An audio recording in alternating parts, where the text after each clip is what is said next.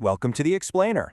Today, we're diving into a really fascinating theological puzzle, one that our source material suggests has been hiding in plain sight in the Old Testament itself.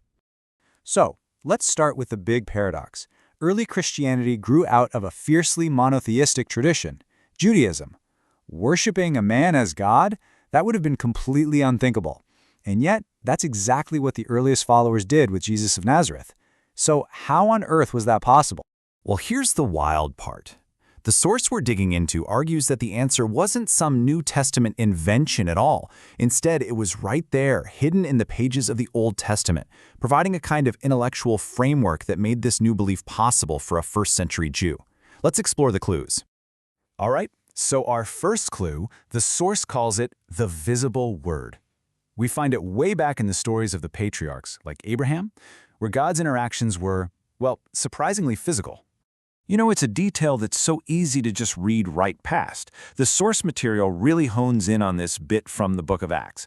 Abraham's very first encounter with Yahweh wasn't just a voice from the clouds, it was a visible appearance. He saw him face to face before he even got to the promised land. And look at how the text describes this Word of Yahweh. It's not just a sound or some abstract thought. No, this word is presented as an actual entity. One that can be seen in a vision, and can physically grab Abraham and lead him outside to look at the stars. So this idea of a visible, even embodied word of Yahweh, that's the key. That's the theological hook that was already there, which the Apostle John could later hang his hat on when he famously called Jesus the Word made flesh. Okay, let's move on to our next clue, because this is where the mystery really starts to deepen. We've got this figure who shows up, and he's both a messenger from God, and somehow he is God. Think about that nail-biting story of Abraham and Isaac. An angel of Yahweh shows up and stops the sacrifice. But then, listen to the words. He says Abraham didn't withhold his son from me. Who's me? The text is deliberately blurring the lines here, having the angel speak as if he's the one who demanded the sacrifice in the first place, Yahweh himself.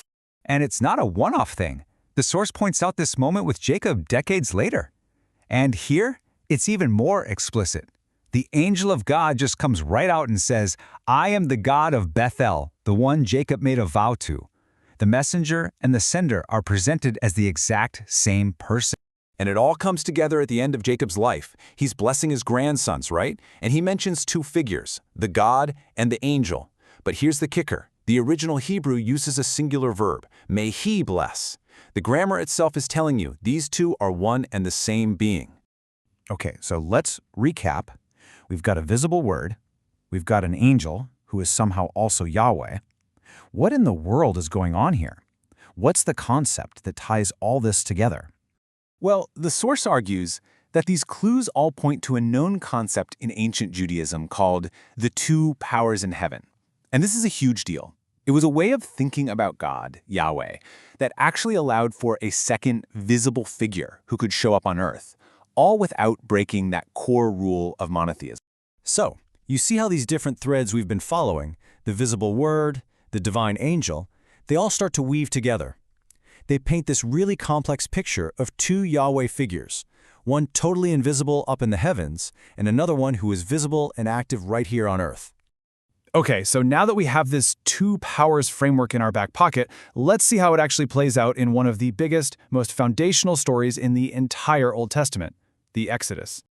Our source frames the Exodus as something way bigger than a slave rebellion. It's a cosmic showdown. See, in Egyptian theology, Pharaoh was literally the divine son of their high god, Re. But then Yahweh steps onto the scene and declares that Israel is his son. You see what's happening? It's God versus God, son versus son. And those 10 plagues? They weren't just random disasters. Nope. The text says it flat out. They were a direct attack on Egypt's gods, a flex from Yahweh to show who is the real king. So who's the one who carries out that final brutal plague? It's the destroyer. And in other parts of the Old Testament, that figure is identified as, you guessed it, the Angel of Yahweh. The visible Yahweh, the commander of the heavenly army, getting his hands dirty right there on the ground. Okay, so let's connect all these dots. The big takeaway here is that this Old Testament framework, this idea of a visible and an invisible Yahweh, has massive implications for how we read the New Testament. I mean, the source makes a really bold claim here, and it's right on the screen. This theology did not start in the New Testament. The idea of a multi-person Godhead, it turns out, has these incredibly deep roots that go all the way back into the Hebrew Bible. So what this means is that the first Christians weren't just making things up. They weren't pulling a radical new theology out of thin air. They were actually tapping into this well-established two powers tradition to make sense of Jesus. He wasn't some brand new idea. He was the ultimate fulfillment of a very, very old one, the visible embodied Yahweh walking among his people. So how does this change the way we read these ancient stories? Well, understanding this backdrop invites us to go back and reread all these familiar texts, not as simple history lessons, but as these incredibly complex theological narratives that were, from the very beginning, whispering about the multifaceted nature of God. It really suggests that the story of the Bible might be even more unified and honestly more mysterious than we ever thought.